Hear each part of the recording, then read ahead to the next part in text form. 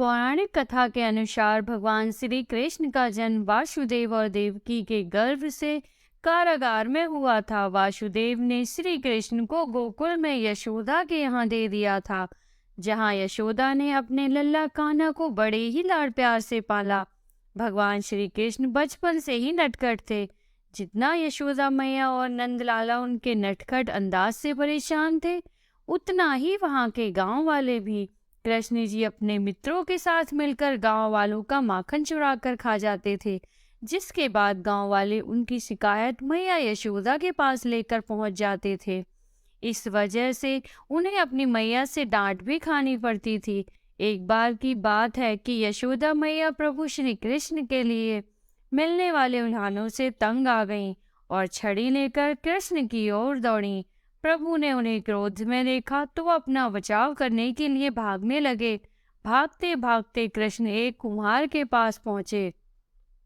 कुम्हार तो मिट्टी के घड़े बनाने में व्यस्त था, लेकिन जैसे ही उसने कृष्ण को देखा तो वो बहुत प्रसन्न हुआ। वह जानता था कि श्री कृष्ण साक्षात परमेश्वर हैं। प्रभु ने कुम्हार से कहा, आज मेरी मैया मुझ पर बहुत क्रोधित है, छड़ी लेकर मेरे पीछे आ रही हैं।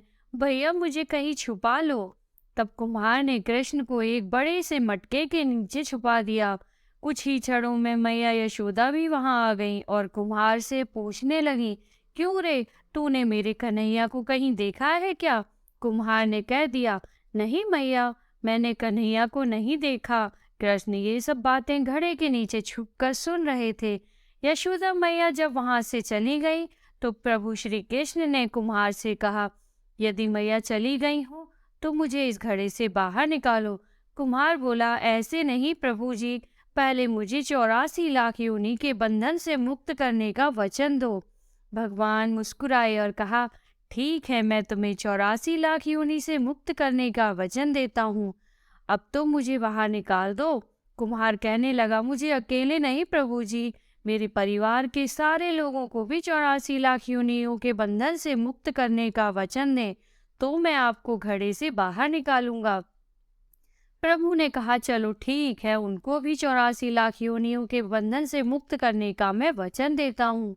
अब तो मुझे घड़े से बाहर निकाल दो। फिर कुम्हार ने कहा, बस प्रभु जी, एक विनती और है। जिस घड़े के नीचे आप छुपे हो, उसकी मिट्टी मेरे बैलों के ऊपर लाद के लाई गई है। मेरे इन बैलों को भी जन्म मरण के बंधन से मुक्त करने का वचन दें। भगवान ने कुम्हार के प्रेम पर प्रसन्न होकर उन बैलों को भी 84 लाख योनियों के बंधन से मुक्त होने का वचन दिया। प्रभु बोले, अब तो मुझे घड़े से बाहर निकाल दो। तब कुम्हार ने कहा, अभी नहीं भगवान, बस एक अंतिम इच्छा और है।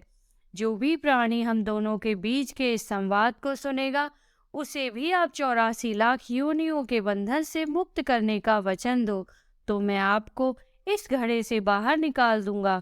कुम्हार की प्रेम भरी बातों को सुनकर प्रभु बहुत खुश हुए और उसकी इस इच्छा को भी पूरा करने का वचन दिया। फिर कुम्हार ने बाल श्री कृष्ण को घड़े से बाहर निकाल दिया, उनके चरणों में साष्टांग प्रणाम किया और प्रभु जी के गले लगकर इतना रोया कि प्रभु में ही विलीन हो गया।